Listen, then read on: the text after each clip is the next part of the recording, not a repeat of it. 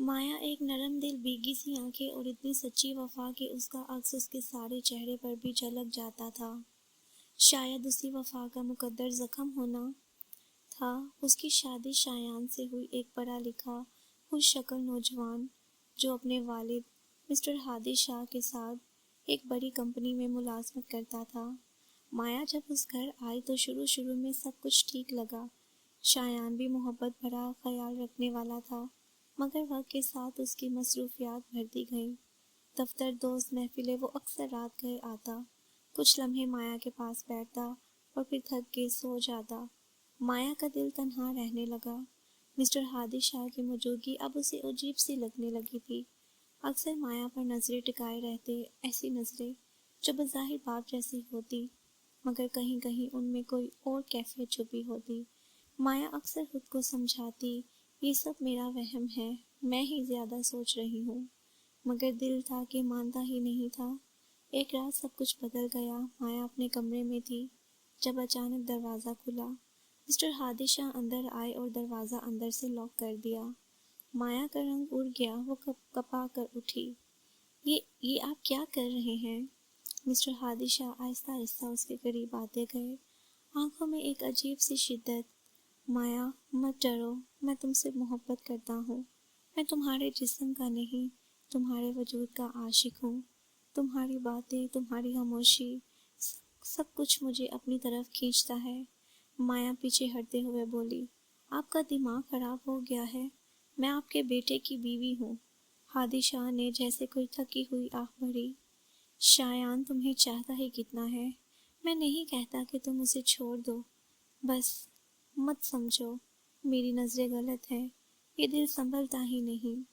مایا نے تیزی سے دروازہ کھولا اور وہاں سے نکل گئی۔ اس رات اس نے روتے روتے رب سے ایک دعا کی، اس آزمائش سے بچا لے یا اللہ۔ کچھ دن بعد مسٹر ہادی شاہ شہر سے باہر جانے لگے تو بولے، مایا، ایک کپ چائے پلا دو، دل بھاری ہے۔ مایا دل پر پتھر رکھ کر چائے بنانے لگی، تبھی وہ پیچھے آ کر اس کے بالوں میں ہاتھ پھیرنے لگے۔ مایا کانپ گئی، اس نے پلٹ کر زور کا تھپڑ مارا اور رو پڑی، شرم نہیں آتی آپ کو؟ کیوں میری عزت سے کھیل رہے ہیں؟ مسٹر ہادی شاہ نے تھپڑ والی جگہ پر ہاتھ رکھا اور سرد لہجے میں بولے، تم نے مجھ پر ہاتھ اٹھا کر اپنی بربادی کو خود بلایا ہے۔ مایا کے ہوش اڑ گئے، وہ بھاگ کر کمرے میں جا کر دروازہ بند کر کے ساری رات ڈری ڈری لیٹی رہی۔ چند دن بعد مسٹر ہادی شاہ نے ایک مکار منصوبہ بنایا۔ جیسے ہی شایان گھر آیا، جان بوجھ کر مایا کے قریب جا کر اس کا ہاتھ پکڑ لیا، اور مایا کو ایسے لگا جیسے وہ زبردستی اسے روک رہے ہوں۔ شایان دروازے سے داخل ہوتے ہی ٹھٹک گیا۔ کیا کر رہے ہو پاپا؟ مایا کانپ گئی، بولنے کی ہمت نہ ہوئی۔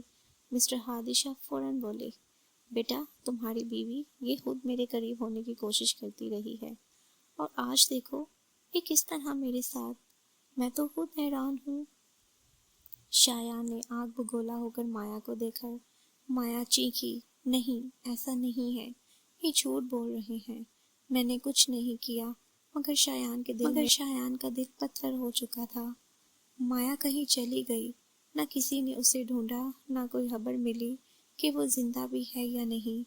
مسٹر ہادی شاہ کو کچھ دنوں بعد احساس ہونے لگا کہ انہوں نے کیا ظلم کیا۔